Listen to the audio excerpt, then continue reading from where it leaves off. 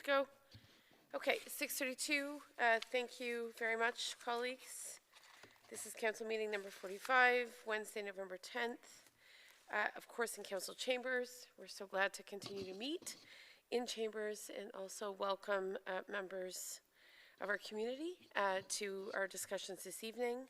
Appreciate this. Of course, this is the eve of Remembrance Day, and while there will not be the usual large gathering in front of the Cenotaph tomorrow, I do want to express obviously council's sentiments on the solemn occasion that is Remembrance Day. I want to thank the Royal Canadian Legion as well as Brenda Ward, whose team of poppy knitters and crocheters brought 3,000 poppies to Rotary Park. This is the third year of an art installation that recognizes the tremendous sacrifice of so many during a variety of military operations, world wars, and peacekeeping missions. So really want to thank all members of our community, but particularly the Legion, and of course Brenda Ward and her team for all their efforts to recognize Remembrance Day tomorrow. And the municipality will have pre-laid a wreath, as so many other organizations have in our community, in recognition of the day. So thank you again very much to members of our community who have served and those who are working hard to remember. We've got a council agenda to approve, colleagues. So I'll look to you, look for a mover or seconder for the agenda as presented. Deputy Mayor, Councillor Strachan, thank you. And that is to move and second tonight's agenda. And I'll call the question. All in favor? Good. Thank you. That passes. Any disclosures of interest this evening in regards to items on the agenda? No perceived or real financial benefit or loss? Seeing none, we'll go to the proposed items on the consent agenda. This is council meeting minutes for October 13, 2021, and part lot control exemption extension, the Creek subdivision. Certainly, from my perspective, I'm comfortable with council meeting minutes. I wouldn't mind some context for the part lot control exemption extension, so ask that be removed so we can deal with it. Council colleagues, minutes for the consent agenda, looking for a mover and a seconder. Thank you. Councillor Barkley, Councillor Sullivan. I'll call the question on the consent agenda. Thank you. Okay.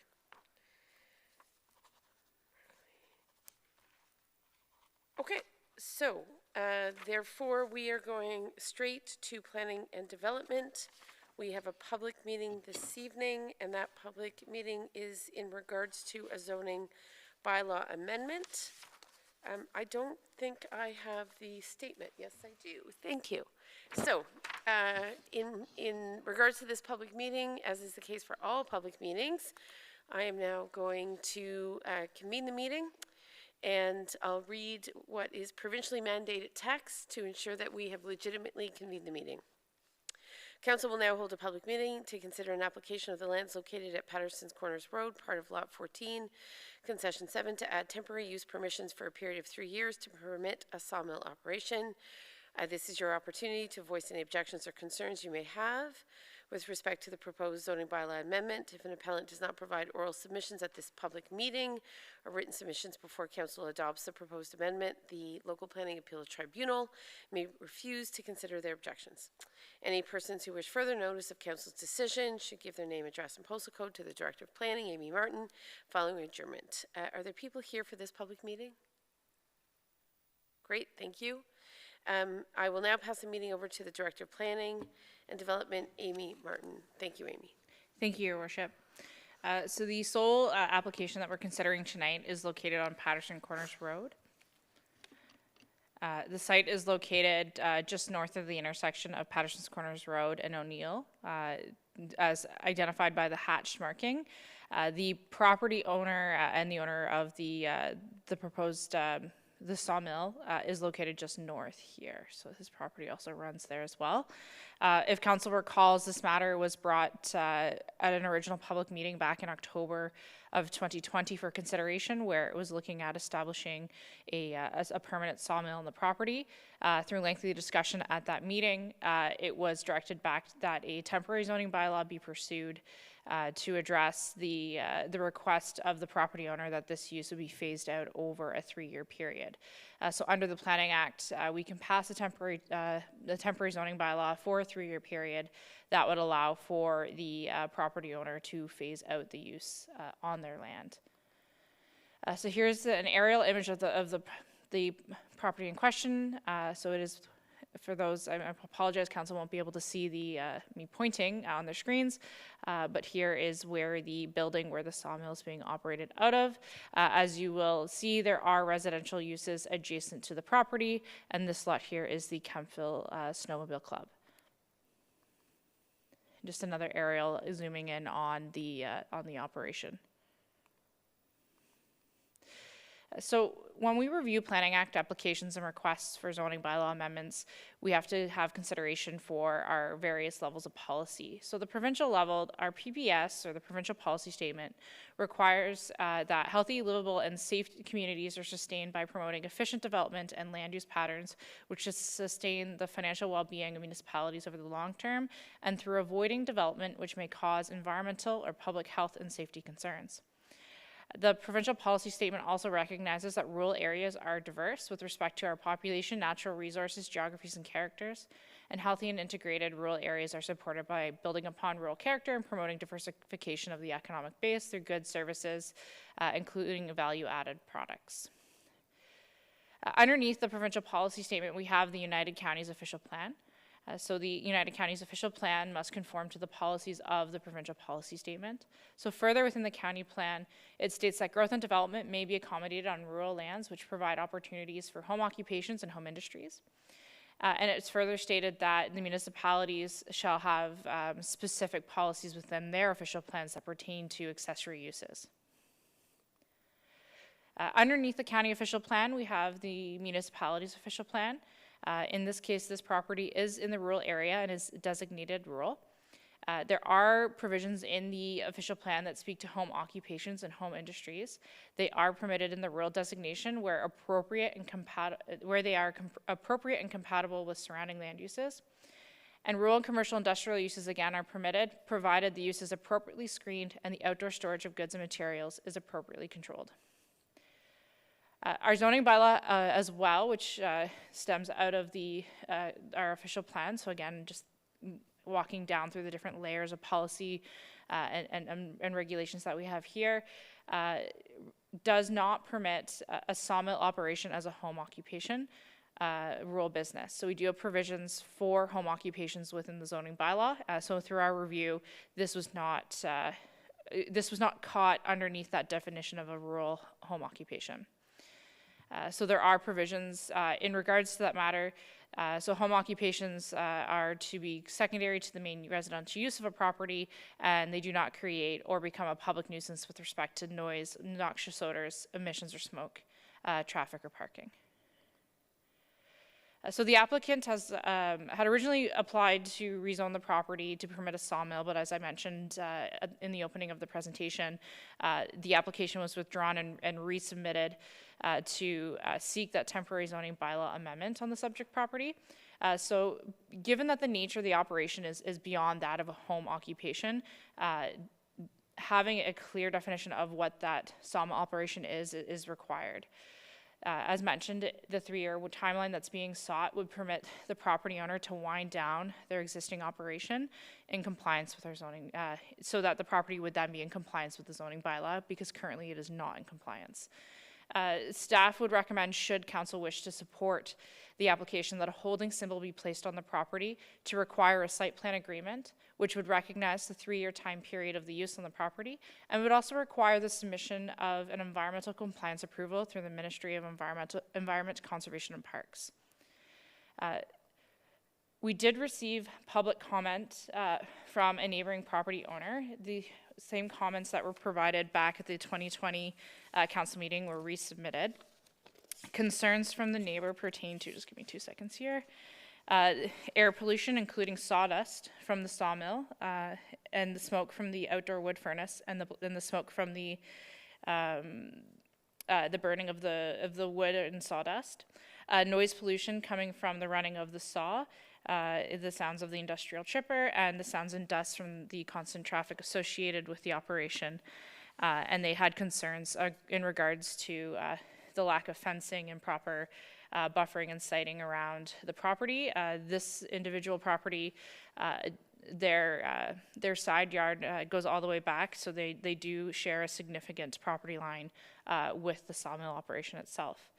We also had submitted to the municipality 18 letters of no objection to the proposed zoning bylaw amendment. It was requested that a map be prepared detailing where those properties are, and that has been provided to council, and I'm not certain it's pulled up here. So staff went through the comments that were received. We color-coded because we did receive on certain properties, 1 or 2 letters. So in the immediate vicinity, we received 8 letters of support representing 4 properties, as well as 2 letters that were not objecting to the proposed zoning amendment from the Kempville Snowmobile Club. There were other letters that were submitted of no objection from properties that were a little further out, as you will see, and for just the sake of scaling on the map, because I couldn't create a large map without getting this fine detail, just denotes that these were just not within the view of the map itself. You can go back to the presentation. Thank you.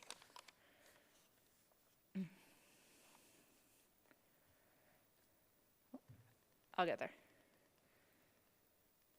So based on planning policy, it's staff's recommendation that council deny the zoning bylaw amendment. Again, the intent of our policies, the application did not meet the intent of what did not meet the intent of our official plan, our county official plan, or the provincial policy statement.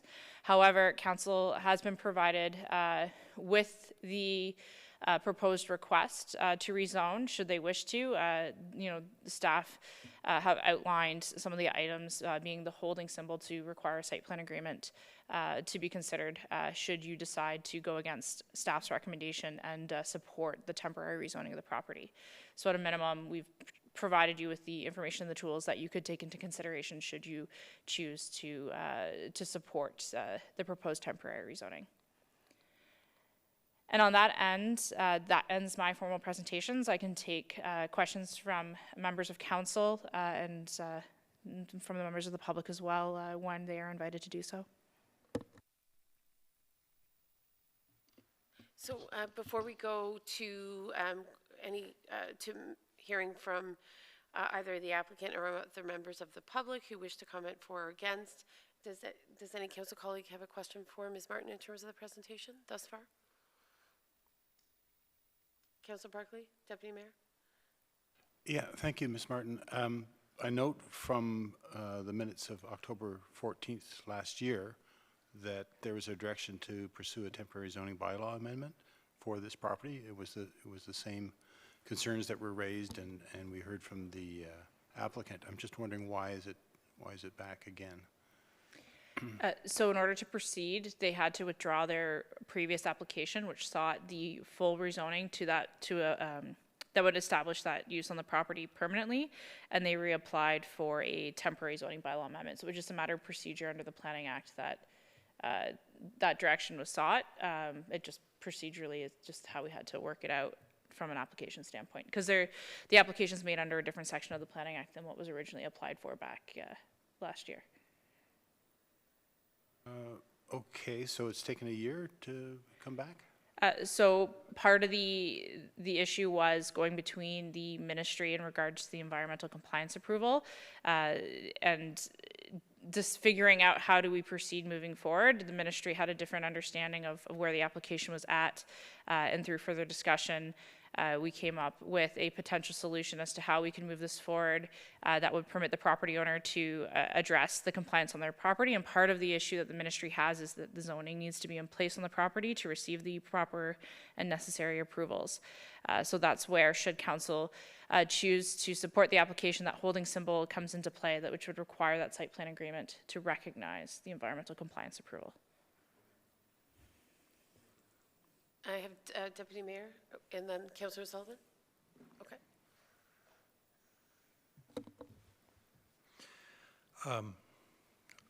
I still think this is clear as mud, right? Amy, it's been a year, and I hear that what you're saying.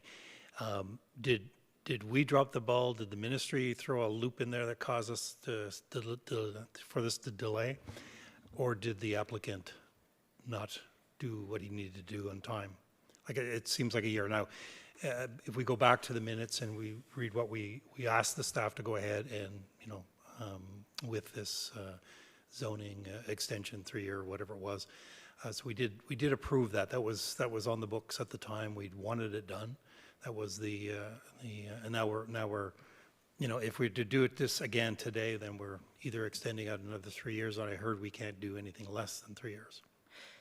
So in that regard, Deputy Mayor, I think it was a little bit of everyone not understanding where each other are at within the process, and misunderstanding of what was required on the applicant's part, the ministry's understanding as to where the file was at, and just the municipality's understanding as to what the ministry needed. And it was just that communication breakdown which extended the timeline out on bringing this application back. Again, we're dealing with two different levels of approvals that are required, one being the zoning and one being from the ministry. And it was just more so conversations happened, and the ministry thought the file had been effectively closed. And then when I reached out to understand, where things are at with the process, that's when we started the discussion of, okay, well, this file is still active, it still needs to be addressed, and that's where the resolution between how do we get this forward to allow for the property owner to address the environmental compliance approval with the zoning coming first, was that the ministry would like to see a holding symbol placed on the property to allow for that additional time to get the ECA approval in place, and that would be entrenched through our site plan process.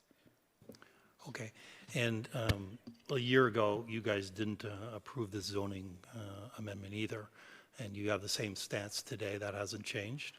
But would you say that this, a year later now, that this isn't the fault of the applicant directly? It's the applicant's responsibility to obtain the necessary approvals from the ministry. I believe that was clearly communicated back at the meeting in October, where there was concern from members of council in relation to the type of operation that is located there.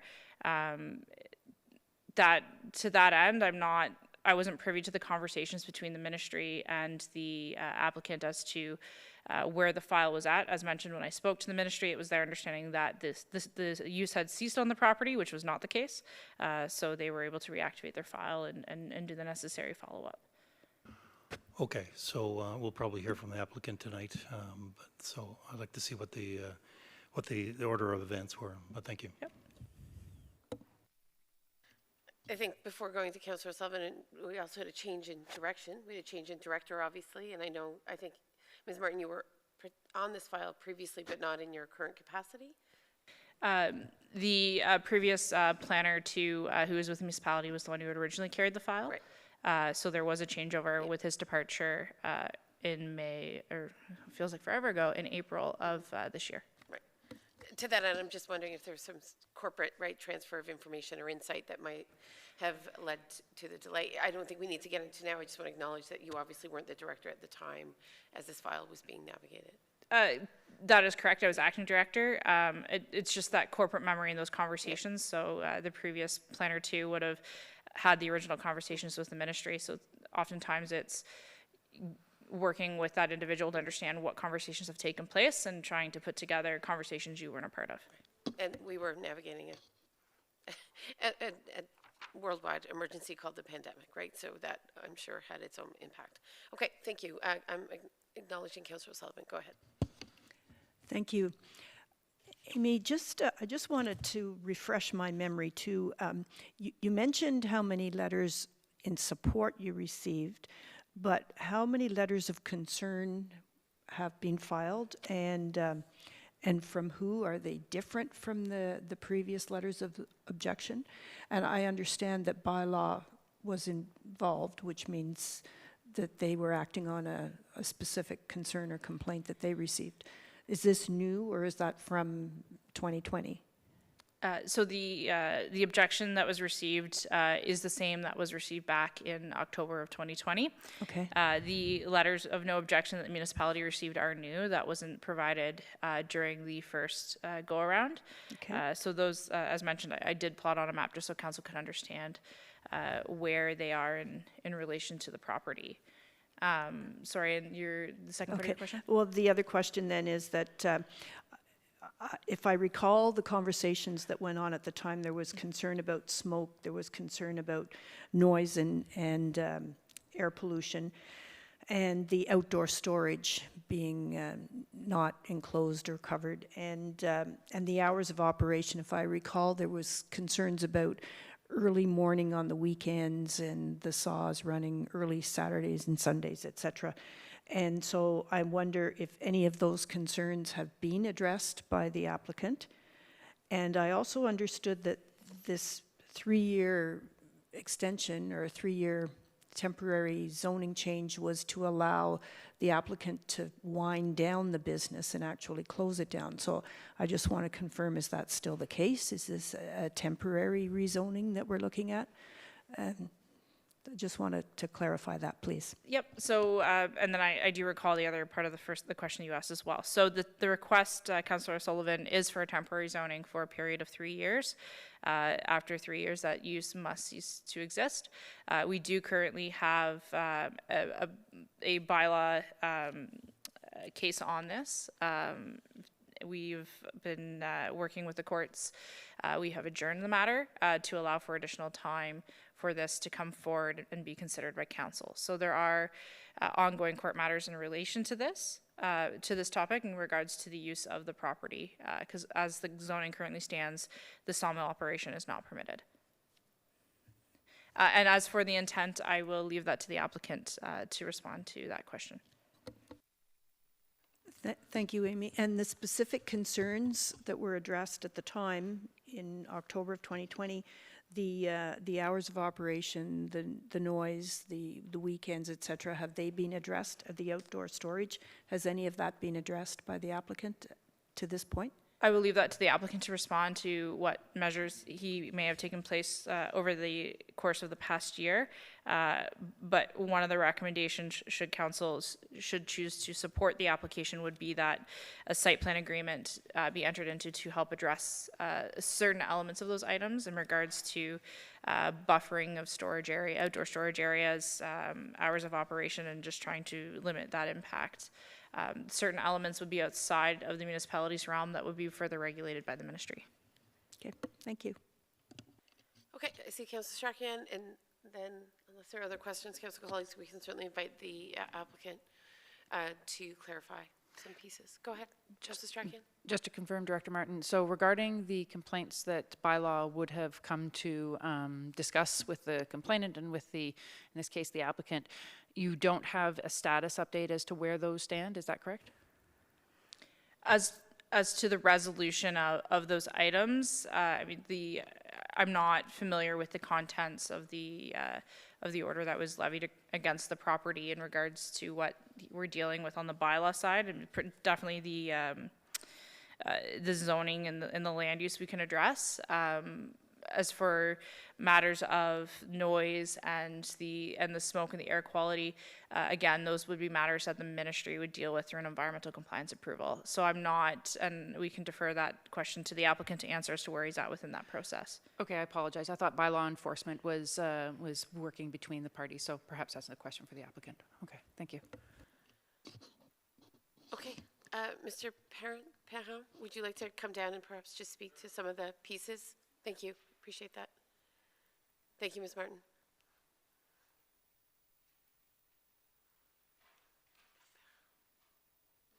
And is it Mr. Perrin or Parent? I'm inclined to say parent, but if it's parent, then I would appreciate their correction. There you go. Okay, we'll alternate. How's that? Just press a button. How's that? And if you could perhaps speak to the ministry piece among other things. Thank you.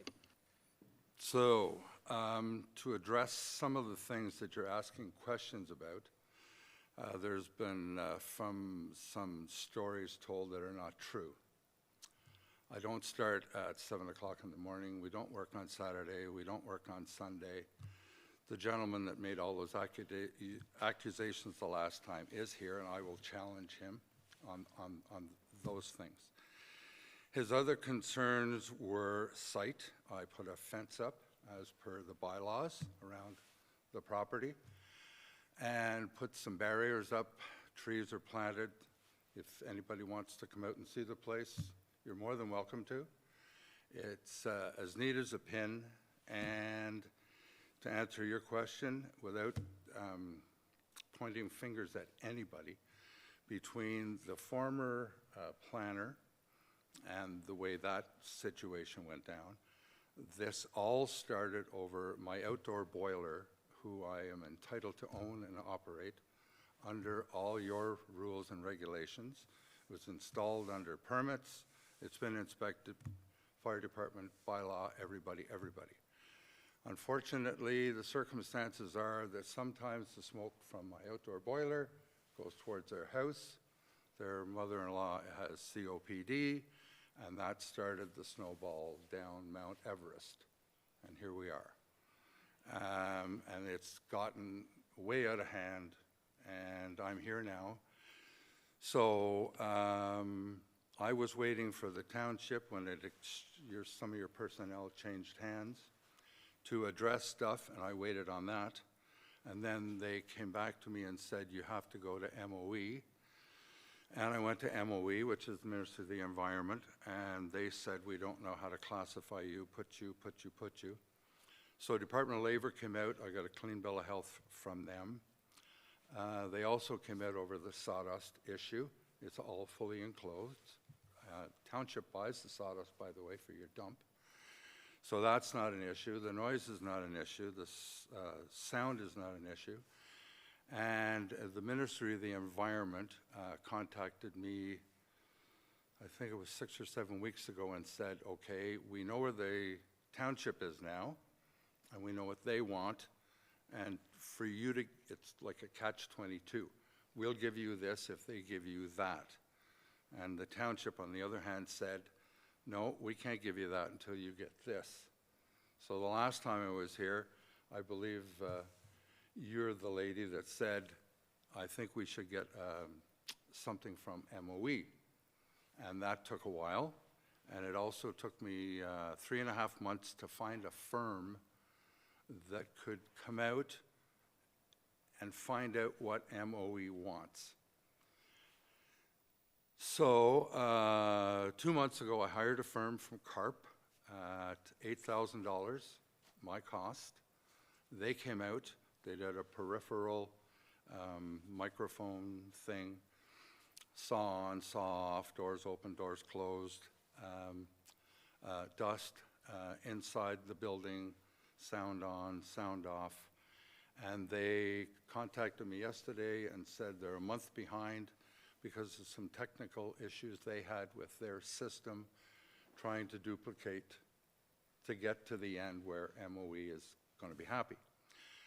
So they have guaranteed, well, kind of, they're hoping by the end of the year that MOE will sign off on what this lady wants to give me the 3-year extension. And then they're going to flag my property, like you said, with the sticker and everything. And as of January 1st, if everybody's happy, I will get rid of everything I've got within a 2 to 3 year period, and I will move on. I'm retired. I'm 78 years old.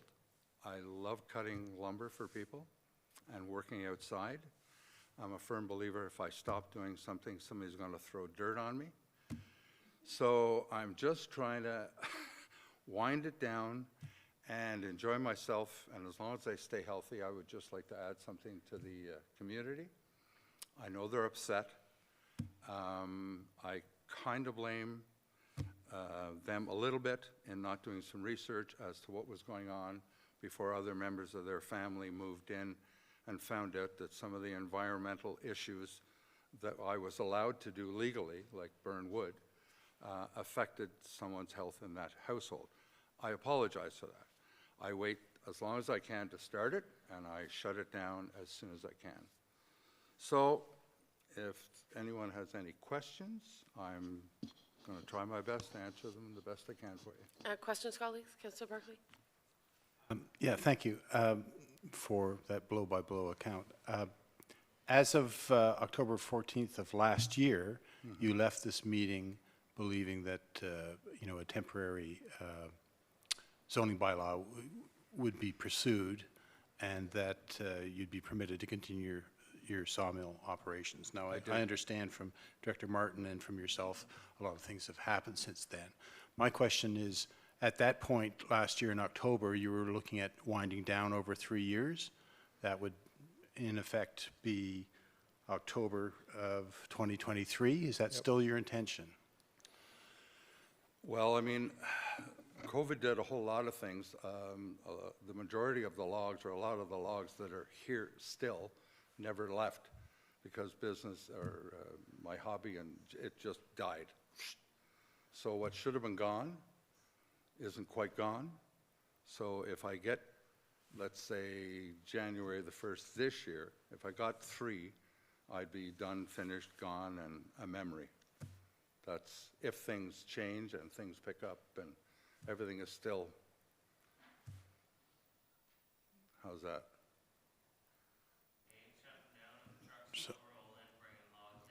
So that's what I'm still up against, okay? Yeah, And everyone will have a we'll, chance to certainly, speak. once we're done with Mr. Perrin, we'll obviously invite other members of the public to have an opportunity. But for now, let's just focus. So my understanding, in October of last year, you thought 3 years would be enough to wrap up your operation. Now you're saying an additional year? If you wanted it to start last October and go 3 years from them, I would be agreeable to that, yes. If that's what you and I both feel was the assumption. I'm just saying at that the was the time. intention of council at the time. That was our wish, and that was our understanding. No, if I had 2 years from this October, then okay, so be it.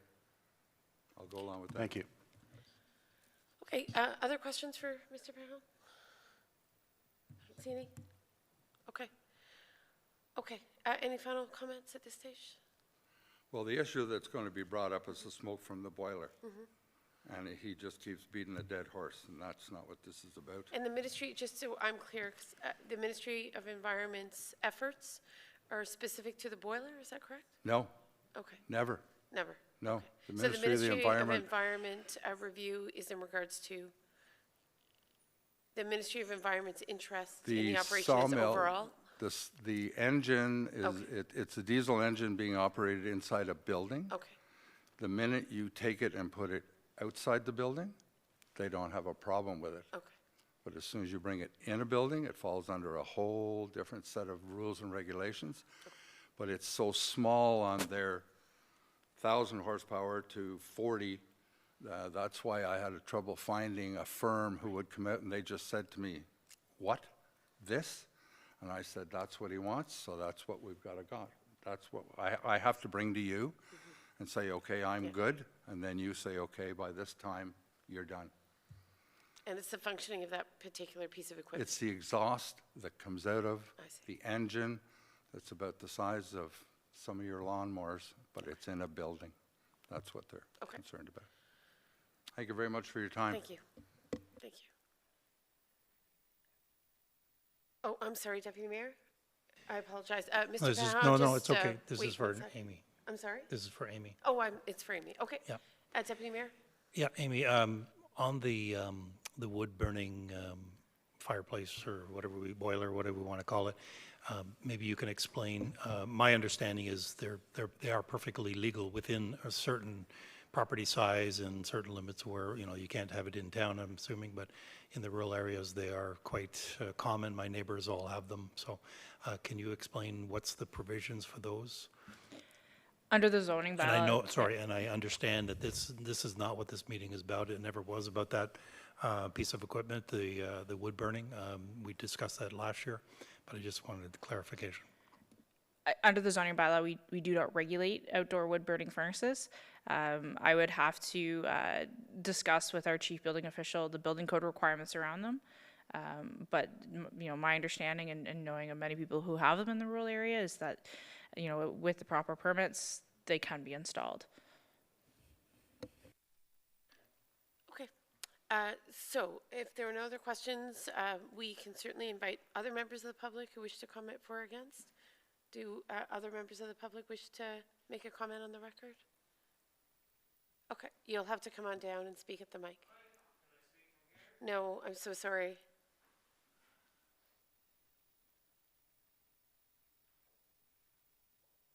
These meetings are recorded, so that's why we need you at the microphone. Thank you. As part of the public record? Okay, okay. And if you, once you're... we just need you to turn on the mic, please. We apologize. So sorry. Once you see the red light, you're good. There you go. And you're free to take off your mask if that's easier. You're All right. Anyways, I'm Ben Lang. I live adjacent and behind Bob, so 200 feet on one side and 200 feet on the other side are adjacent to his mill operation. Last year, when we came to this, we agreed that it was going to be 3 years and he was going to vamp down. He was going to put up a fence, which Bob did a very good job. I'm going to give him, he did a great fence. Bob's a good guy that way, but he was not supposed to be using the property behind his house as a yard, and that's where the log trucks come in, and that's where they drop their logs, and that's where you hear them coming in. And then he runs his tractors and his equipment to go get the logs and bring them up to the mill, and it runs nonstop. And that's all wasn't supposed to be part of it. Bob was supposed to vamp down, and now he's here saying all these things he's doing to improve his thing to keep it going. And he's supposed to be vamping down, and I don't understand. And I like to say, and Bob says, oh, whatever, he's complaining, but it's not just the smoke, it's Bob's attitude too. He doesn't care. Bob wants, like, I don't know. Let's What's the big embankment for? The big giant shield that's 20 feet wide and 12 feet high? What's that for? Okay, so I'm going to call the meeting back to order. I don't have a gavel. We certainly invite, He's got a shield back there for his machines okay. to So blow the chips. whatever concerns you wish to express, we can put them on the record. I'm going to call the meeting back to order. Certainly, if anyone else wishes to speak against the proposal, clearly some fraught communications here, and we totally appreciate that it's a stressful situation for all those who are here today. Is there anything else that you'd like to share with council?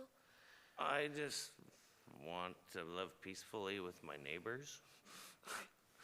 And he doesn't really let...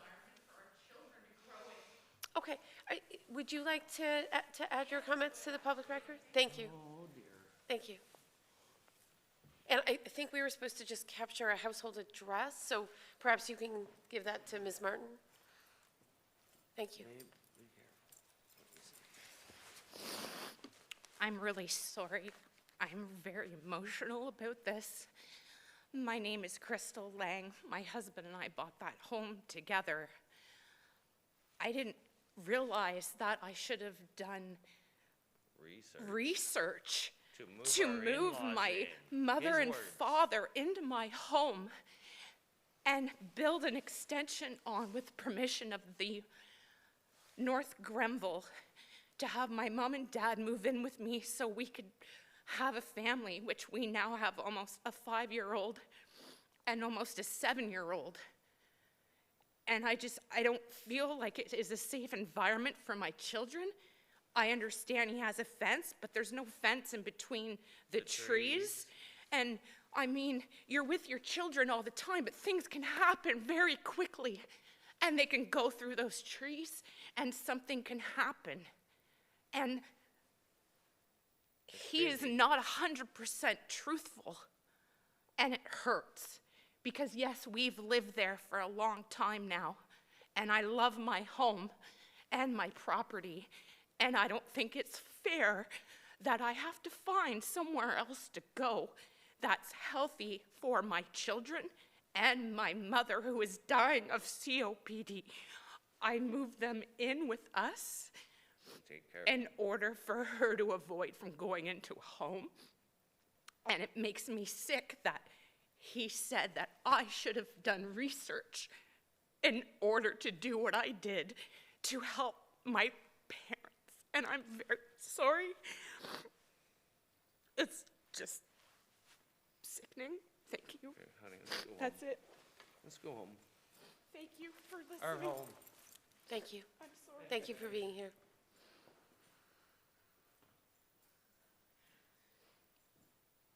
Okay. Again, obviously a very stressful situation, so appreciate all the comments. We're still in the public meeting. Certainly, so I'm just scanning the room. We'll have Ms. Martin and perhaps the applicant make final comments. Applicant, Mr. Brown, you'll have to come down to the mic. Thank you.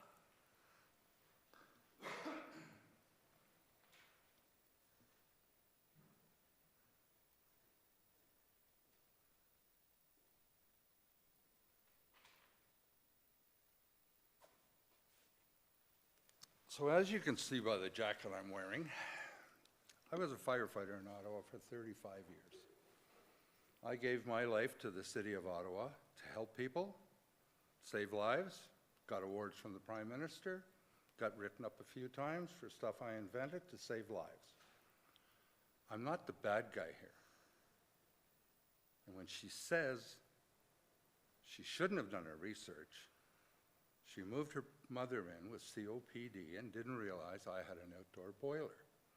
And this all started because the first winter that this lovely couple, and they are nice people, moved in and opened their door, and then they phoned me and said, you got to shut your boiler down. Well, it's a $30,000 investment to heat my house, heat my sunroom, heat my hot water, and yes, heat my workshop. So I went over and said to them, what do you want me to do? It's $1,000 a month for oil, or I get slabs off my wood. Too bad, too bad, too bad. I hired that gentleman for 2 years. He worked for me. I gave them free firewood. I cut their trees down for them. I sawed them for them. I didn't want to bring all this up, but if they're going to throw me at the bus and make me look like I'm the bad guy here, I'm sorry. As much as I want to stay a gentleman and a really nice guy and everything, that's not what this intended. So the mother-in-law got on the typewriter, and that's how this all started. So I had Bylaw come, they checked all my permits out, I'm good to go. Fire came, all my permits, good to go. I'm so good to go, it's unbelievable. And I'm sorry this has all ended up in your laps. It's not what you got elected to listen to, heartbreaking stories and everything. I feel for them. I haven't started the boiler yet. I can run it all year, legally, 365 days a year. And 2 years ago, when she had an attack on a plane coming back from a holiday, and she was coming home on Mother's Day, I went out and shut the damn thing down a week early, because Ben asked me to. Their children do not run around all over the place on my property, otherwise they wouldn't be good parents, right? They know where the kids are. I put the fence up. I put a barrier up. I planted trees. I've moved everything that is of no consequence to me off the property. So if you vote against me, I would just like you to cut both of us a break. Give me the 2 years, and then you won't hear from me again anyway.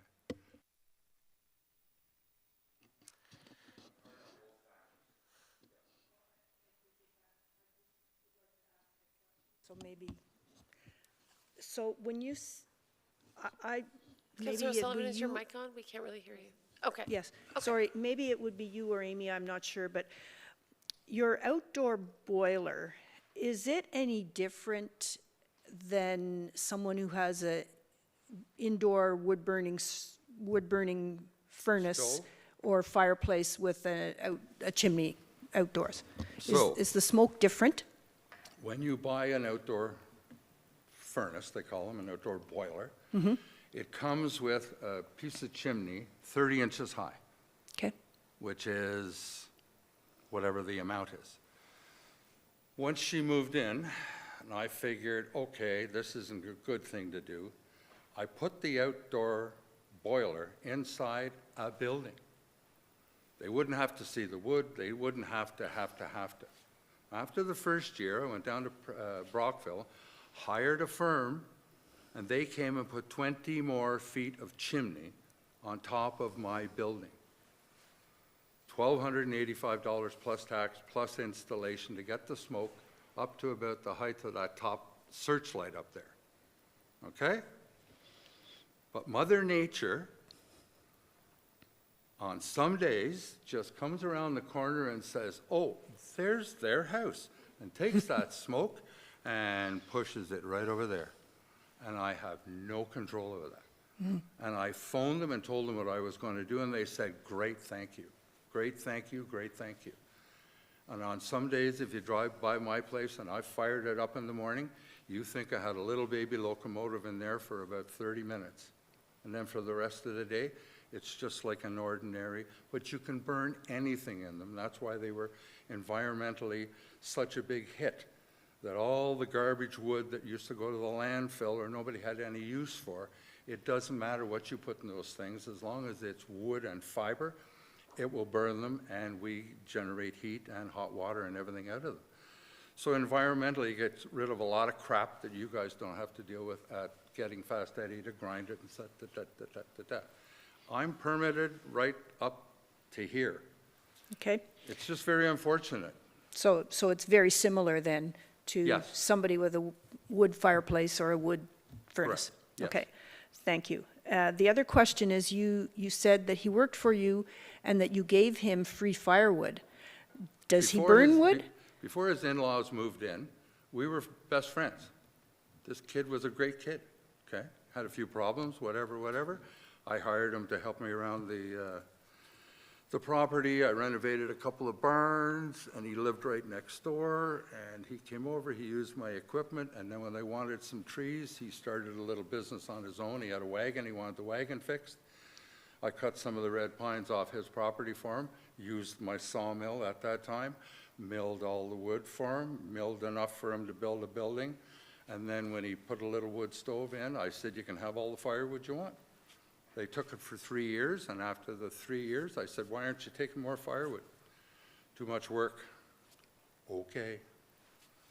And then when the mother-in-law moved in and started the letter campaign about me, it all went to... Okay, well, I appreciate it's not a very pleasant situation. Well, for both For families, both families, it's for been sure. brutal. Yeah. Thank you for clarifying those questions. Thank you very much for the opportunity. Okay. Anyone else? Any other questions, colleagues? Okay. Thank you. Okay. So, we'll go to Deputy Mayor. There is no, I think, other member of the public wishing to speak, so I'm just looking at the public meeting component. I don't believe we have any other member of the public wishing to speak. With that in mind, we will entertain some remaining questions from council and then consider the options on the table. So, Deputy Mayor? Yeah, just a comment. We, as Councillor Barclay mentioned, that we did have an agreement, we thought we did anyways, a year ago, and Mr. Brown has agreed that he would, as a gentleman agreement, shut down in 2 years. We can't hold you to 2, we have to legally hold you to 3, but I think in public we are saying, and I'm sure you're a man of your word, so I'm happy because that's the deal we made a year ago, and if we can stick to that and get this resolved, I'll be voting for it. Thank you. Councillor Strachan, please. I guess that raises one question that I wasn't going to mention directly, but there's no way to grandfather this back a year, is that correct? No, I cannot retroactively go back to a date that's already passed, so the bylaw would take effect on today's date.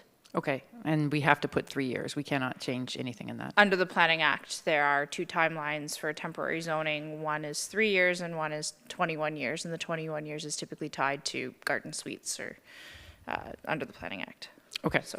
So I appreciate what Mr. Parent has said regarding his commitment to going back to 1 year from October, or starting in October 2020.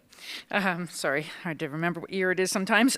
So 2020, and then going from 3 years. So I think that that's, I guess, acting in good faith and going by what was assumed at the time that we were moving forward with. I was under the same impression as well that the resolution that was put forward, or the direction to staff, however it was framed, was going to start at that point, and that we wouldn't see a significant delay. So I think that that perhaps is a good way forward from that perspective, and I would be supportive certainly of that. I would like to say there are a couple things that are clear from this conversation, and the comments have been made here tonight. Noise is subjective. Leaf blowers are legal as well, and there are people who it drives absolutely insane. And you know, it's a certain part of the noise and so on. We've certainly seen with other cases where we have neighbors where there's noise that may be permitted or isn't easy to define that bothers other neighbors. And so it's very hard to say what is, there's legal, there's limits, but then within that there's a lot of gray, I think. And so the noise piece is a challenging one, and we've dealt with that. Whether or not we've wanted to, and whether or not that's why we're here, that's certainly something that's come up over the last few years. So I acknowledge that part of it and how that part can be frustrating. And we burn wood at home as well, and sometimes our neighbor's smoke drives us crazy because it comes right at our yard and there's nothing we can do about it. And so whether it's an outdoor boiler or a fireplace that's all up to code, sometimes exactly that happens. The wind isn't in your favor and it's blowing right into your yard. So acknowledging that piece as well. One of the points about winding down operations, I think, is challenging, and I don't know if that's which words were used where.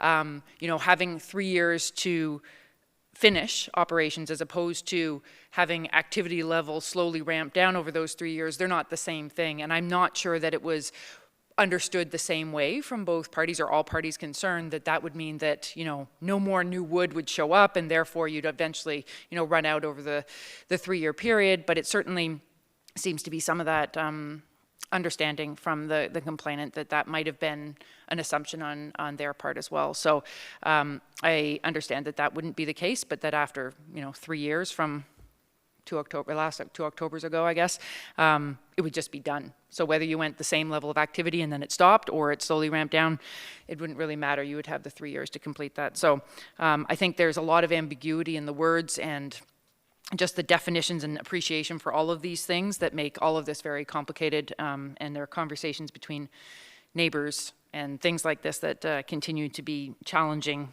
regardless of where you live, whether you're in town or you're out in the middle of nowhere, or where you are in your smaller area there. So I guess all that to say is I want to acknowledge those things, and it's unfortunate that that couple has left already, because I can appreciate their level of frustration, and that's a challenging position to be in, because it doesn't make life fun when you're thinking about that all the time. And I'm certain appreciate on your side as well, Mr. Parent, that was the case. So I guess having said that, if we move forward with something, I think that taking in consideration what Mr. Parent has said, that he would accept the 2 years from October, 3 years from October 2020, I think would be a happy medium, even though we can't actually officially put that in there, that we do have to say 3 years. So those are my comments that I wanted to raise. Thank you. Okay, Councillor Barkley? Thank you. I think we can address it with a side agreement, a memorandum of understanding. I think our clerk, our municipal solicitor might be able to draft something. So technically we'd go ahead with a 3 year temporary, it's not a 3 year temporary exemption, but it's temporary use for 3 years, permitting the sawmill operations. But I think if we hadn't an agreement, and we seem to have agreement in principle, if we codify it somehow with some paper. Trust but verify, I guess I would put it that way. You know, the deputy mayor indicated that, you know, it's a gentleman's agreement, but why not get something on paper and to have the business wind down in 2 years? I think that would provide some comfort to the complainants. Okay.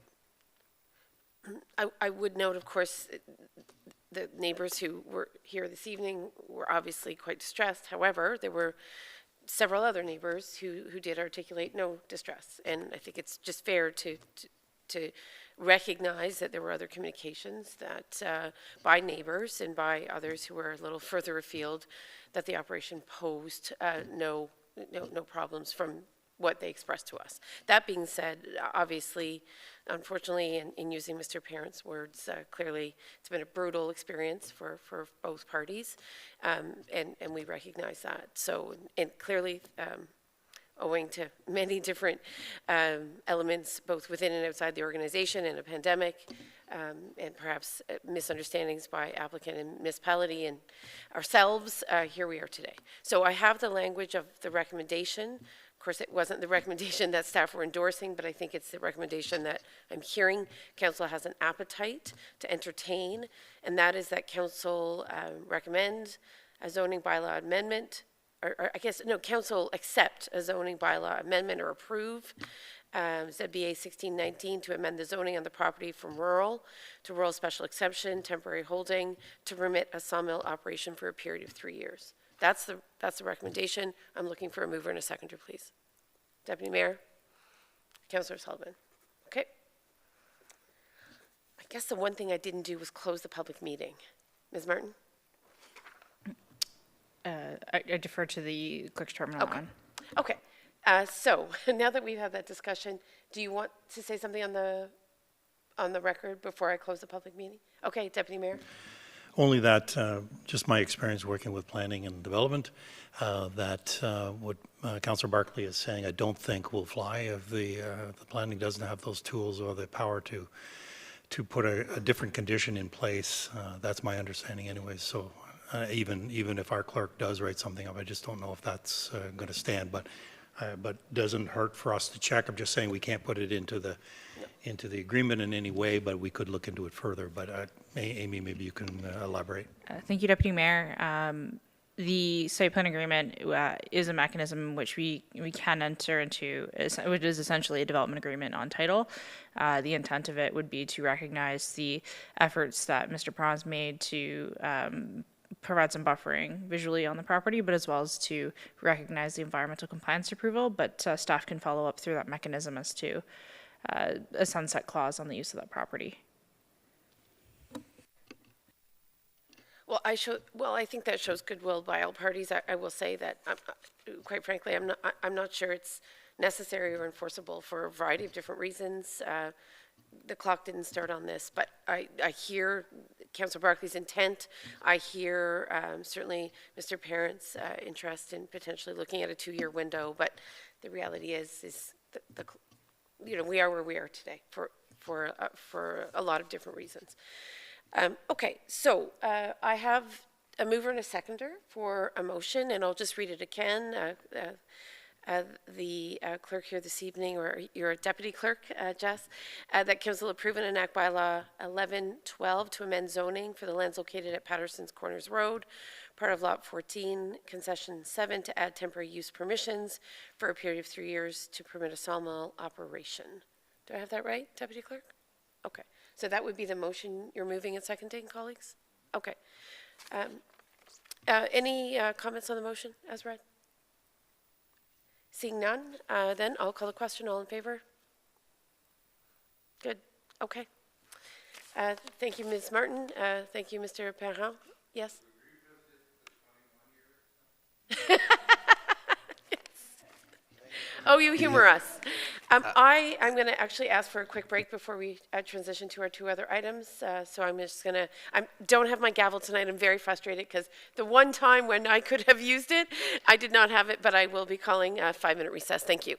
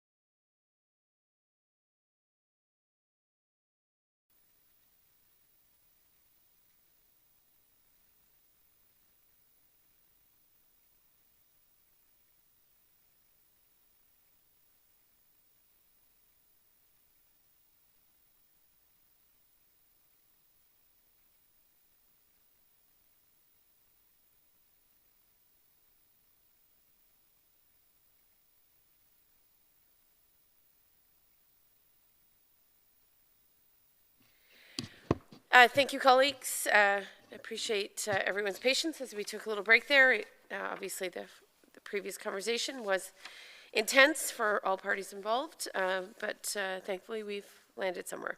So next on our agenda is the part lot control exemption extension. This is in regards to Creep subdivision, and I think we'll ask Ms. Martin for an explanation before moving to consideration of the bylaw. Thank you. Thank you, Your Worship. I don't have a presentation prepared tonight. This is a rather more of a housekeeping matter. We've received a request from Urbandale, who are developing the Creek subdivision just off of County Road 19, to extend a bylaw that was passed earlier this year by council, so in March of this year. Part lot control is a mechanism under the Planning Act that we use when we have a multi-residential block. So in this case, Urbandale is constructing townhouse units. So part lot control exemption allows for the further subdivision of those residential blocks so that you can create free title for those units without having to go through the severance process. So in a plan of subdivision, this creates efficiencies and allows for, once the foundations of the townhouse units go in, to actually create the property line. It's easier to create the property line once the foundations are in versus trying to build a shared party wall on an invisible imaginary line. So to that end, based on just where they're at within their development, they're seeking an extension of the bylaw for another year. So the extension would extend them out till March of 2023, just to allow for the townhouse units to be constructed and the part lot control to be applied to further subdivide the townhouse units. Thank you. Okay. Colleagues, do you know the total number of units, Ms. Martin, for the Kempo Creek subdivision?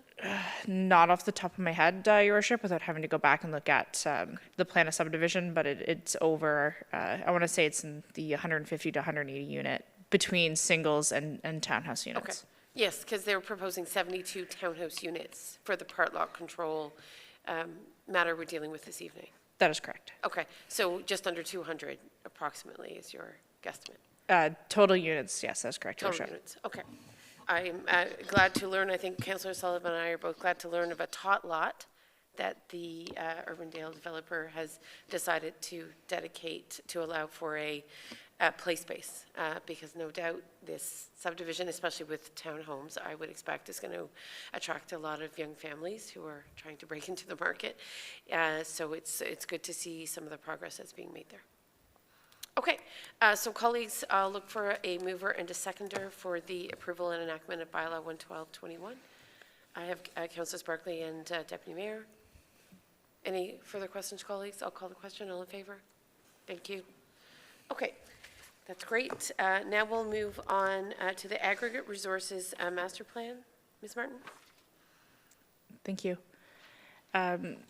So the final item on our agenda tonight is an information report being brought forward to council, as well as looking for some direction. So the United Counties of Leeds and Grenville have undertaken a Aggregate Resources Master Plan. So back in 2016, when the United Counties official plan was adopted, one of the items that was difficult to resolve was the extent of the bedrock resource layer.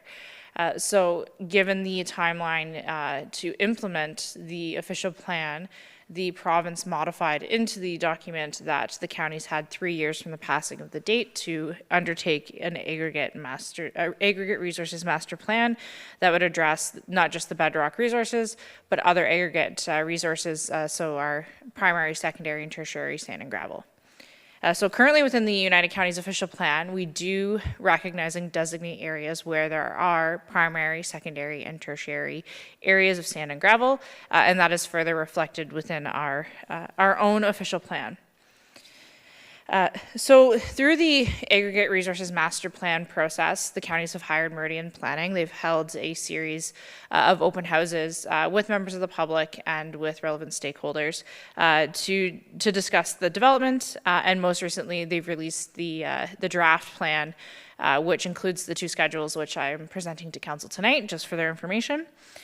So based on municipal staff's review of the draft master plan, almost 80% of our land mass would be identified as having a bedrock resource.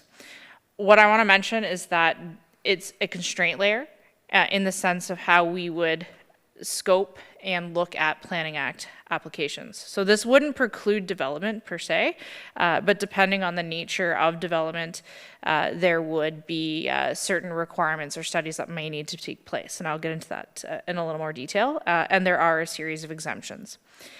So the constraint layer for bedrock would not automatically establish the principal development for an aggregate operation. I think that's really important to point out, that just because there's a bedrock constraint listed on a property doesn't mean that you're going to necessarily have a quarry within that location. There's a lot of other factors that would have to go into the establishment of that type of use. So based on the recommended policies within the master plan, in regards to the bedrock resources, certain uses, land uses would be exempted from having to do additional studies to address the bedrock resource, such as cluster developments that currently exist within our agricultural and rural areas, agriculture-related development, and then Planning Act applications related to lot creation, agricultural lot creation, surplus dwelling severances, and zoning amendments for commercial, industrial, or recreational uses. So in this case, where we would start to see that policy bump up in regards to constraints is where you start to get multiple residential unit lots in the rural area being developed that could potentially constrain a future use of that bedrock resource. I would like to note that our current official plan, based on just a review of processes that took place, we do identify limited bedrock resources. My understanding is that those were ground truth by staff back in the day when they were implementing the 2009 municipal official plan, so they wouldn't be reflective of what the counties is proposing. The draft aggregate resources master plan further refines our primary, secondary, and tertiary sand and gravel resources. As mentioned, these are resources that we already currently designate and protect within the county OP and within our OP. The proposed master plan also took an approach as to how do we address areas that would be excluded from having identified resources. So what the counties have proposed through their consultant is a 120-meter buffer around all natural heritage features. So this would include provincially significant wetlands. So areas within those buffer areas around a wetland feature would not be identified as having aggregate resources. Additionally, they've also established a 500-meter buffer around our settlement areas and around lakes and rivers. So this has a positive impact of protecting our natural environments, reducing our conflicts with our built-up settlement areas. And in general, we are supportive of these buffers because we see them as being a very positive inclusion to try to protect our environmental resources, but as well as to reduce those conflicts with our growing settlement areas. So in review, staff have provided some comments that we feel are important to pass along to the counties. And what I do note is that the approach that was used in establishing the bedrock resource layer was identifying bedrock resources that had 8 meters or less of overburden over the resource. So what that overburden means is that's your soil and your dirt. So the depth of that over the resource. And as you can tell in the map before you, that is have a significant area within North Grenville identified as having that bedrock resource. So comments that we've asked that the counties consider and the municipalities have provided similar would be to just differentiate between the active pits and quarries on their official plan mapping. So on the schedules provided, there was no differentiation between what was a pit and what was a quarry. We do redefine that further in our official plan, but when you're looking at that document, it's just when you can visually identify them, it just makes it easier to understand what certain influence areas are. So a pit typically has a 150 meter to a 300 meter influence area, where a quarry has a 500 meter. So the different operations have different influence areas based on what the operation is. Staff would also like the counties to further provide more refinement and definition around what constitutes a development cluster.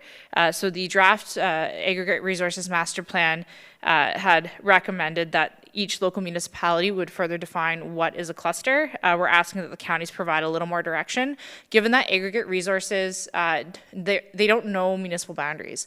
In order to ensure that policies are fairly applied across all municipalities within the county in regards to this, to the matter of aggregate resources, having further definition that of those clusters, not just leaving it up to the municipalities, is seen as important.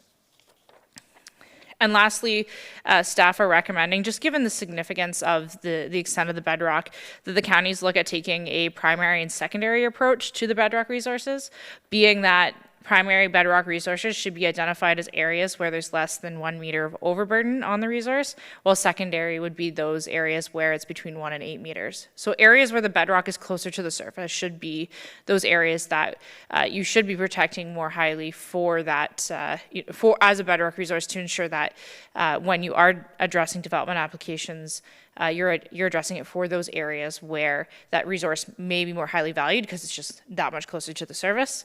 But again, in order to establish such operations, there are significant studies and ground truthing that has to go into that. So as I mentioned, just because the bedrock constraint is identified on a map doesn't mean that it precludes development. It just means that there might be additional studies required in order to establish another use on the property if we're dealing with, especially more multiple residential scenarios. If you owned a property where a bedrock resource is identified through the constraints map and you want to build a single detached dwelling, you're allowed to do that. That wouldn't prevent you from doing it, but it's, again, those extra requirements now when you start to look at development in the rural area and having just to go through more studies and assessments as to what that impact would be on the bedrock resource. So fundamentally, I'm trying to distill what this conversation is about. And what I hear you saying is that the province is working to protect lands that have the good possibility of aggregate extraction. Is that correct? Is that fundamentally what's at play here? That is correct, Your Worship. Okay. So with that in mind, with North Grenville having 80% bedrock, what you're suggesting is that we have more lands that potentially are vulnerable to being protected, in quotes, for aggregate extraction, depending on the definitions at play. Is that correct? I wouldn't say that in the regard of establishing aggregate operations. It's more in how we look at the aggregate resource itself, right? So I will add the 80% is just a rough guesstimate. I don't have an exact number, but it's based on a visual glance of what the map looks like. As you can see, it's the area that's entirely yellow, which is quite significant in North Grenville. But under the provincial policy statement, the province does encourage us and requires us to protect aggregate resources where they are located. This is especially true for our sand and gravel resources because those are more finite. In regards to the bedrock, there are provisions as to developing within an aggregate resource such as bedrock, and it comes down to what is the feasibility of extracting that resource, or is there a higher interest served by the development of those lands not for aggregate purposes. The intent of coming to council tonight is just to make them aware of what's going on with the aggregate master plan, because there could be significant implications depending on how the counties move forward. I have provided in my concluding remarks within the report the comments to be sent on, and it's just around separating out the pits and quarries for mapping purposes on the county's map, developing more refined parameters for local municipalities when it comes to the definition of development clusters, and then further refining bedrock resources based on that primary, secondary notion that I spoke about earlier. And it's part of the process is to provide our comments to the counties to be part of the public record. Should there be any concern that we could reserve, should we ever wish to exercise the appeal rights to address any of the issues that we feel would have a negative impact on the municipality. So thank you, I appreciate that. But my question is, in rural areas of North Grenville, by virtue of our geography and by virtue of where the province is headed, do you expect that rural lots, right, modest rural developments could be more constrained than would have been the case without this legislation or without the effort to define aggregate resources in the way you're describing. And I ask that before you answer, and I appreciate your want to answer. We did receive a communication you captured in the report from Cardinal, right, from Yep. the mayor of Edwardsburg Cardinal, articulating some concern around designation because he believes, or his council believes, that perhaps definitions are too stringent, or there will be a narrowing of possibilities in certain rural areas. So to that end, I just would appreciate your comments on that from a kind of urban-rural, right, development perspective. And if we're protecting, say, sand, right, as one resource, does that mean that the land can never be developed? Or is it that the product is extracted and then developed? If someone happens to own a parcel of land that is 2/3 sand, are they therefore sort of prevented from doing anything other than engage in extraction exercises?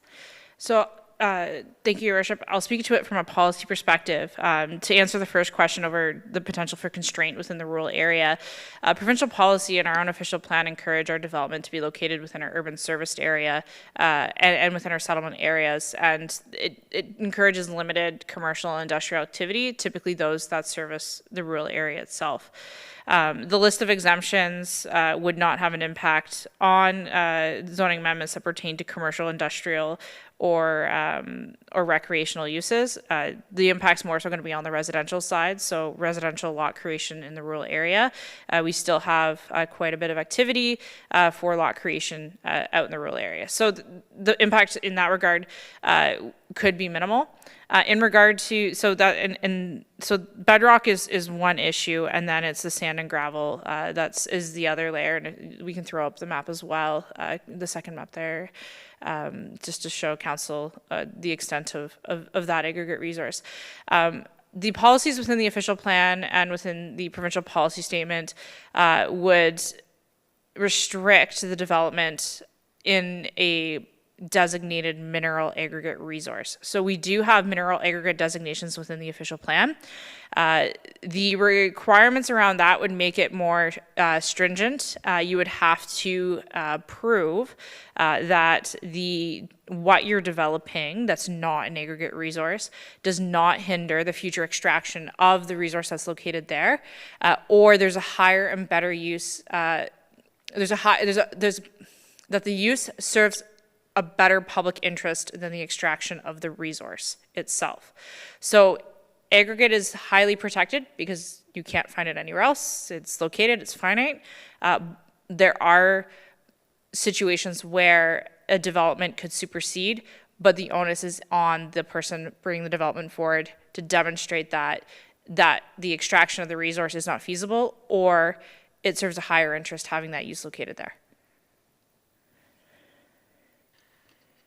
And I recognize Deputy Mayor, Councillor Starkey, and Councillor Barkley. So just to follow up, I just seem to bring this to its logical conclusion.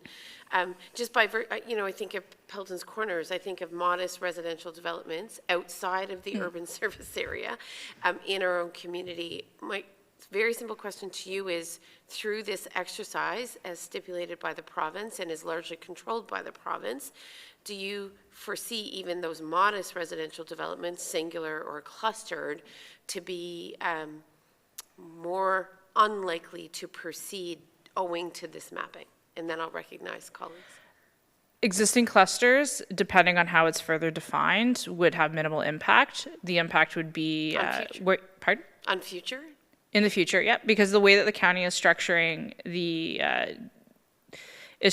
where how do you determine when you would trigger a study is identifying, because we do have areas, Craig Road's a great example. You drive down Craig Road, there's tons of houses in the rural area that are relatively closer together. You could consider a cluster. There would be some consideration to protecting those, and they would be exempt from having to undertake additional studies because you already have existing development there. But it's more so those lots within the rural area where there might not be a cluster that could be impacted depending on what the proposed development is. So consent applications, if you're establishing more than, one residential dwelling unit. So the question could be, what would be the impact on our additional residential unit policies? Because you're bringing in more use-sensitive land uses into an area where there could be a potential for a future aggregate operation, right? So that's a lot of what happens around aggregate operations is how do you mitigate the impact around sensitive land uses, and that's why quarries have a 500-meter buffer to try to mitigate that impact. But they're large operations. There's a lot of trucks. There's a lot of quarries have blasting that go on, so there are impacts to the surrounding to the surrounding area. So that's where trying to refine the policy as to how do we address bedrock, because it is widely available in North Granville based on the mapping. How do you mitigate that to the extent that you're still allowing for rural development to happen? Because we still have rural development, and that's not going to go away. And that is my point. Okay, Deputy Mayor, Councillor Strachan, and then Councillor Barkley, and then I put myself back on the list. Deputy Mayor? Thank you, Madam Mayor. I don't like it.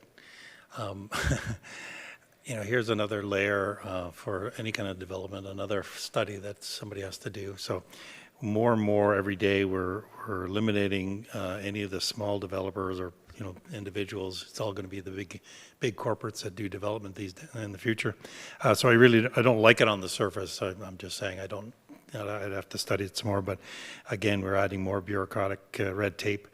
The other, it's funny, I was out in my car at lunch, and I think, or the afternoon. It was in the afternoon.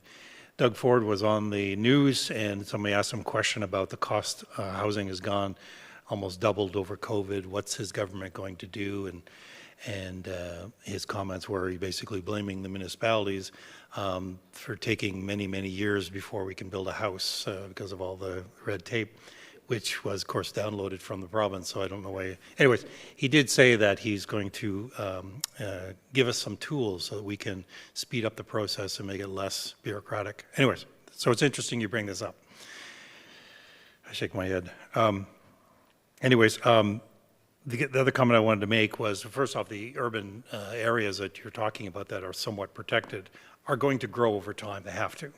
So I don't know what provision is going to be in place for them, because they're going to have to grow. We're eventually going to run out of space to build houses, and we're going to have to stretch our limits, right? So I don't know where they're looking at that. The other piece is, when I buy land now, I know whether that land is provincially designated as a wetland or if it's municipally done. My question would be, would that be already in place in the future by the province to say these lands are already designated? So I don't have to go out and do a study or spend a whole bunch of money, or to understand whether or not I should buy that land for future development. So those are my comments. I don't know if I had any questions in there.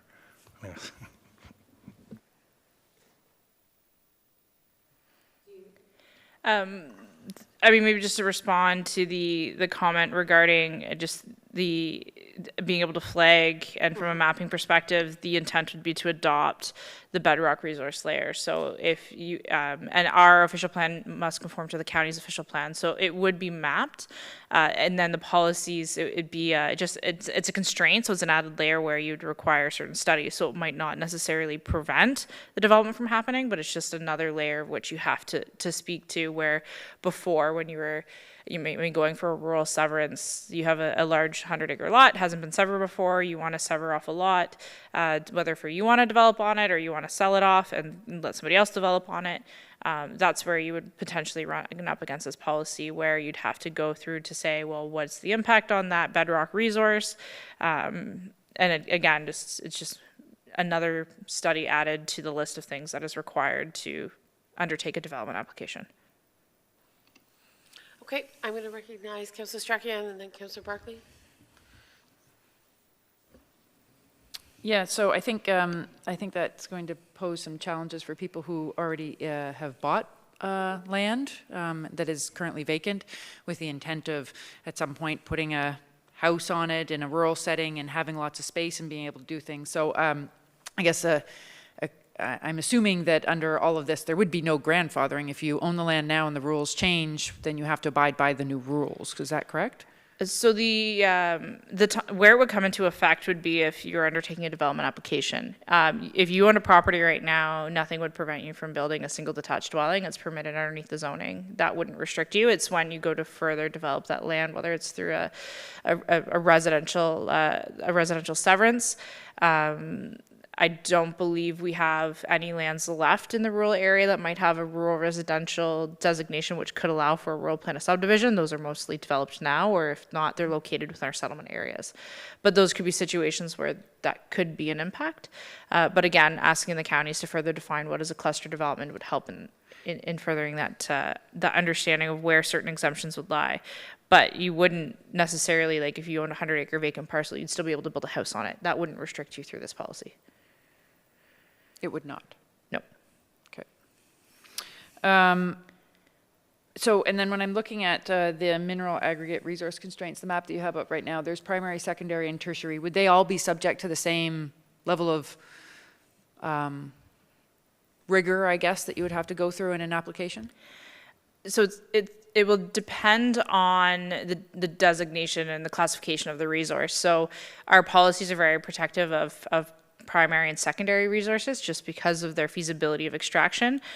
Typically with tertiary policies, you might not have as restrictive policies from a protection standpoint, but there'd be a little more rigor around, is it feasible for extraction? And in certain circumstances, you might not necessarily in the local official plan designate the tertiary resource, but you're definitely looking at the primary and secondary. Okay, and final question, I think you've touched on it a few different ways, and I just want, I guess, clarification. So the definition of settlement area, when I look at North Grenville, it's only the hamlets that are designated, but we have many other areas where there's lots of houses. You mentioned Craig Road.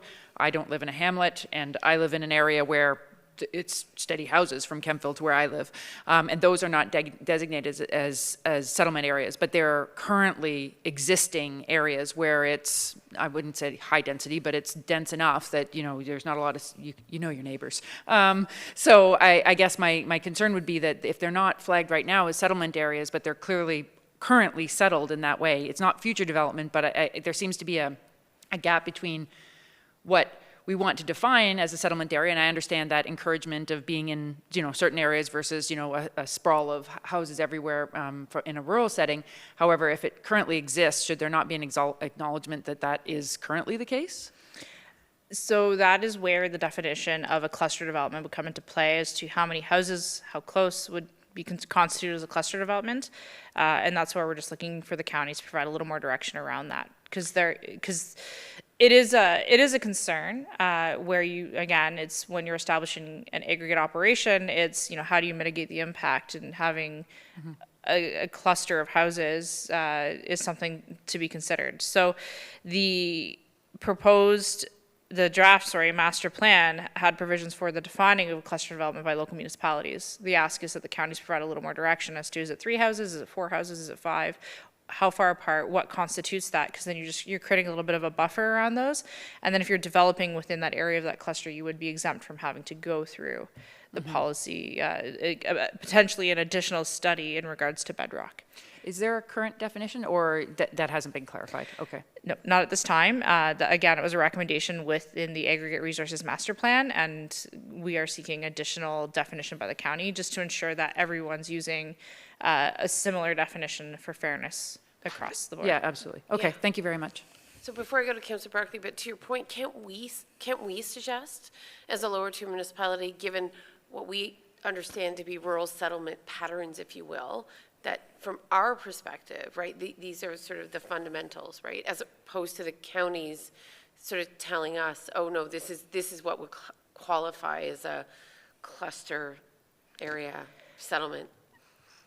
I believe, Your Worship, that the intent would be to have the municipalities provide further definition, but in general, just looking for the counties to kind of start setting a little bit of more of an overarching policy that we could build off of. We can most certainly start to delve down into our own official plan and create additional policies around cluster developments or clusters where you have multiple residential units. We already do that in some ways with our strip development policies in regards to severances, just trying to reduce the clusters where we can in the rural area, because again, trying to encourage development in our urban area. But that could be a consideration, and that's what, the aggregate master plan had contemplated, was allowing the municipalities to have a little more flexibility within their own plans to further define that. I mean, that being said, North Grenville is 2/3 rural, so we can't eviscerate that reality. And I share some of Deputy Mayor's frustrations around how rural municipalities like North Grenville's will be impacted in the long term. And I understand the need to protect valuable aggregate resources that support building, development, construction, et cetera. But it has to be a balance. I don't know if it's the right balance. I'm going to recognize Councillor Barclay, and then I have a question myself. Thank you. Through you, Madam Mayor, I've got two questions for Director Martin. United Counties hired Meridian Planning to review the background material, and they've met with industry stakeholders and provincial representatives and local aggregate license holders. I've been in conversation with two residents who've had real concerns about this draft aggregate master plan. And what you're asking us to do is to endorse comments prepared by staff and to forward those to the United Counties. Were any of staff's comments informed by a conversation with any residents concerning this aggregate master plan? So I've spoken with one individual within the community in regards to items that pertained to an appeal that happened back as part of the 2009 official plan. So that documentation was relayed via that resident to the counties just to ensure that that was incorporated, because I believe, if I recall, certain areas were that they had successfully de-designated as bedrock on their property. So that was passed along. These comments, I think, are more reflective, kind of more largely as to what the county is trying to implement, and not site-specific, because the conversations that were had with a local resident was very specific to their property. And my understanding is the counties do have that documentation in regards to their concern. Right. So my second question is somewhat related. Our official plan regarding aggregate resources has to conform to the counties. So the counties takes precedent. Now, I know one of the differences between our official plan and the counties was the size of the setback. And I believe the counties had 120 meters, and now are they moving towards 500 meters as the buffer? Because I believe that's what was in our official plan. So our official plan speaks to influence areas. So 500 meters was for a quarry, 150 meters for an above the water table pit, and 300 meters for a below the water table pit. And that just more speaks to the impacts that those operations have within the surrounding area.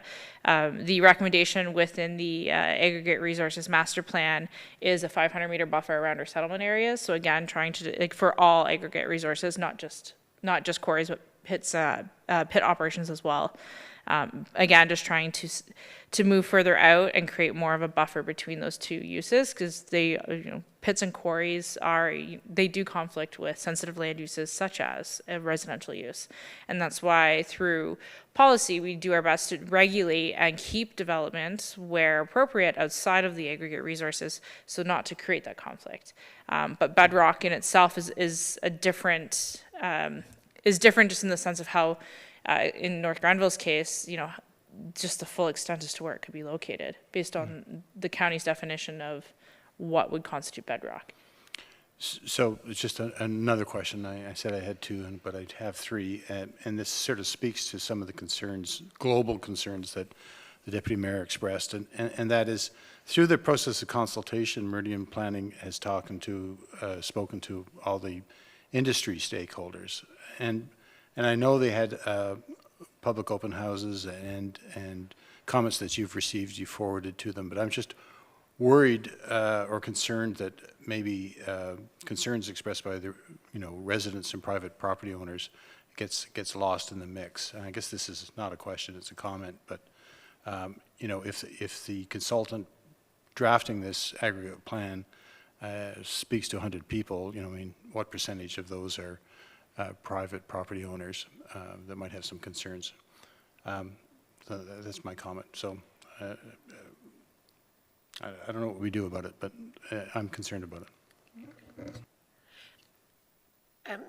So maybe to along the same lines, but perhaps slightly differently. I'm just curious if you haven't, I don't think, commented on the analysis that came out of Edwardsburg Cardinal, right, in regards to reducing the definition of the overburden layer of 8 meters, so to reduce that definition from 8 meters to 5 meters for the bedrock resources area. So can you comment on that? Is that something that you would recommend that we support? I'm going to preface it that I'm not an expert when it comes to aggregate resources and the viability of a resource at 5 meters depth versus 8 meters depth. But the municipality did receive a resolution that was circulated to the municipalities within the United Counties of Leeds and Grenville regarding their request to the counties that they refine the overburden layer from 8 meters to 5 meters. And they were seeking other municipality support. So this was provided to council because it was circulated through the clerk's office, and because it was related to this file, I thought it was pertinent that you just be aware of other decisions that are being made by other municipalities, should you wish to support the resolution that they brought forward. All these comments, and maybe I'll speak to process as to where things at. There has been no formal adoption of an official plan amendment at this time to the county's official plan. I believe that the date will be forthcoming in December, where they'll be holding a formal public meeting. So there still is time, and the draft official plan amendment is yet to be released to the public for comments to come in. So there is still a public process to be had in that regard for residents to provide their comments, and certainly for our council to, if you should choose to, support the resolution from Edwardsburg Cardinal and provide our own additional comments to the counties as part of this process. Okay, and just so I'm clear though, reducing the overburden layer of 8 meters to 5 would further constrain development, or would it allow for a little more flexibility? I have yet to see, and again, this was a resolution from Edwardsburg Cardinal, what that impact would be from a mapping perspective that could have the potential of reducing the extent of the bedrock resource. So, I mean, you'd be reducing the, going from that 8 meter overburden to 5, so you could have areas where the depth is between 5 and 8 meters that would then drop off the mapping. Ah, so that's why they're doing it, because they have an interest, I think, in also not over constraining, right, some properties where, in fact, that 5 to 8 meters might exist. I see. Okay. So, Ms. Martin, again, timing on this, when is the county's expecting to adopt the master plan in earnest? My understanding is that the master plan itself is informing the official plan amendment that the counties will have to bring forward. So in order to adopt the recommendations coming out of the master plan itself, an official plan amendment is required, which would then update the county schedules and introduce new policy or revise existing policy. My understanding is a public meeting is being scheduled for December. I'm not certain, and I'll wait for public word from the counties as to when it would come before county council for a decision. Just because you hold a public meeting doesn't mean you necessarily have to make a decision that day. So I'm expecting further correspondence with my counterpart at the counties to provide an update to council on that. And then just quickly, I'm looking to council colleagues.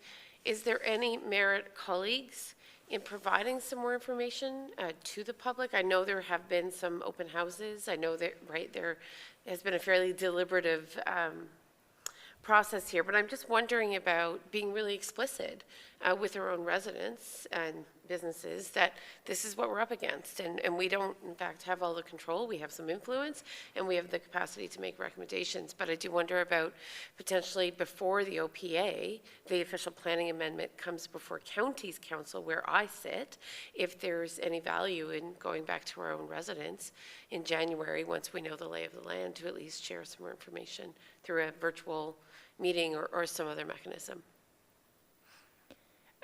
One thing that the municipality can do is share the information that does come out from the counties on our own website and through our social media to make the public more aware as to the process that's being undertaken and the proposed official plan amendment. And then one of the best things we can do is where do we direct them for more information, and who do you need to speak to at the county level to have your comments heard. And that would be prior to the official planning amendment coming to counties?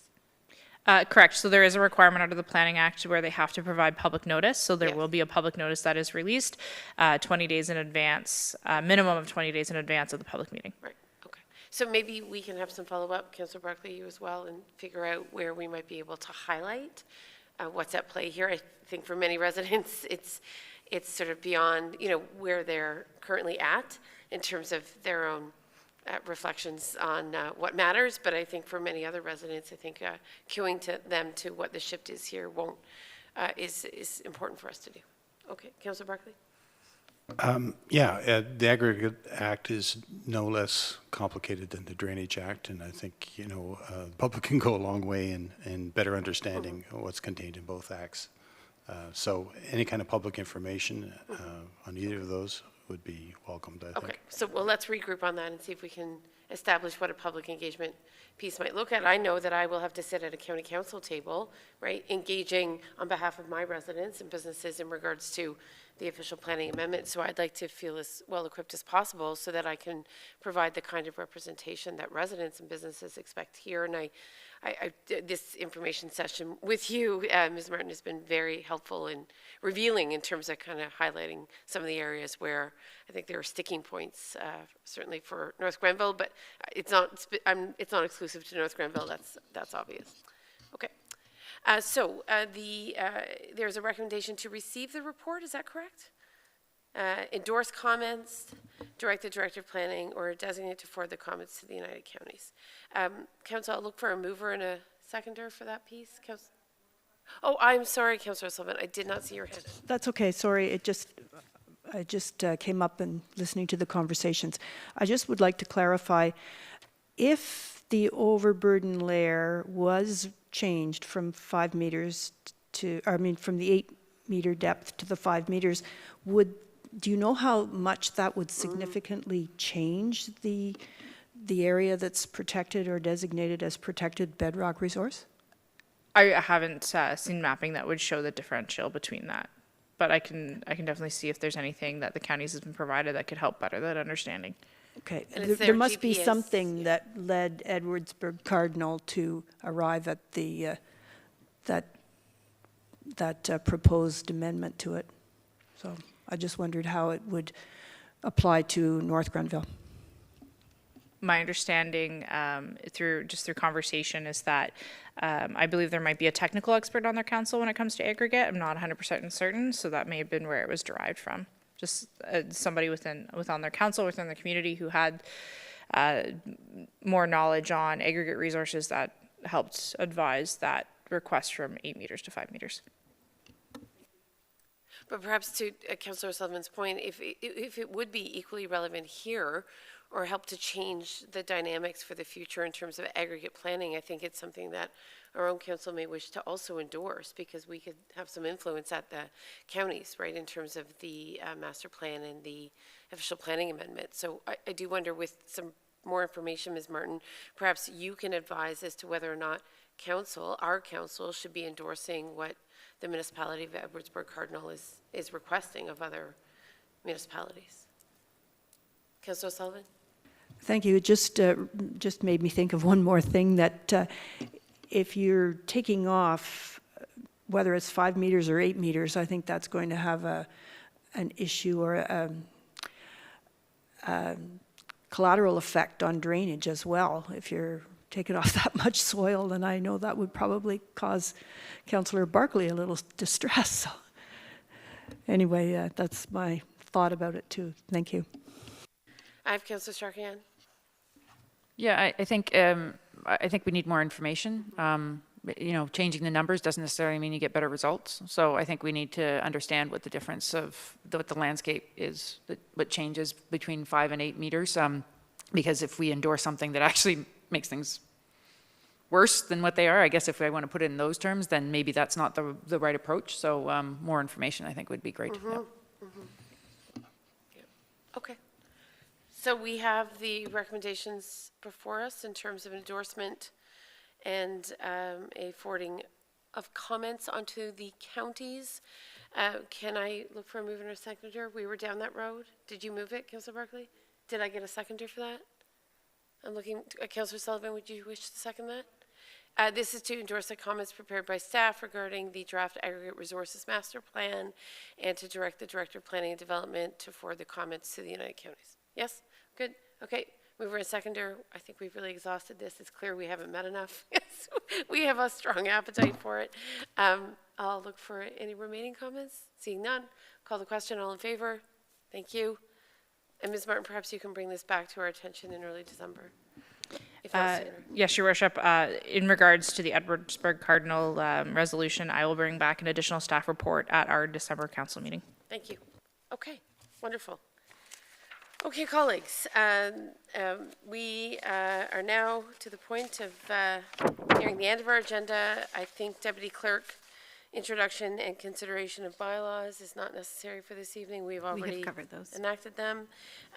Notice of motions, council colleagues, any notice of motions this evening? There is no other business. I'll look to questions from members of our community or the media relating to agenda items. Have you received anything? I have received nothing. What? After all that riveting dialogue, nothing. Okay, how shocking. And then we'll go to close of meeting, confirmation bylaw. I look for a move-in or a seconder for the following, that bylaw 11321 to confirm proceedings of council held on November 10th be adopted and passed. Who would like to move? Okay, Councilors O'Sullivan and Strachan. I'll call the question. All in favor? Good. Resolution to adjourn. Deputy Mayor, Councilor Barkley, moving and seconding, and we are resolving to adjourn at 8:24 p.m. I'll call the question. All in favor? Good. Thank you. Meeting adjourned.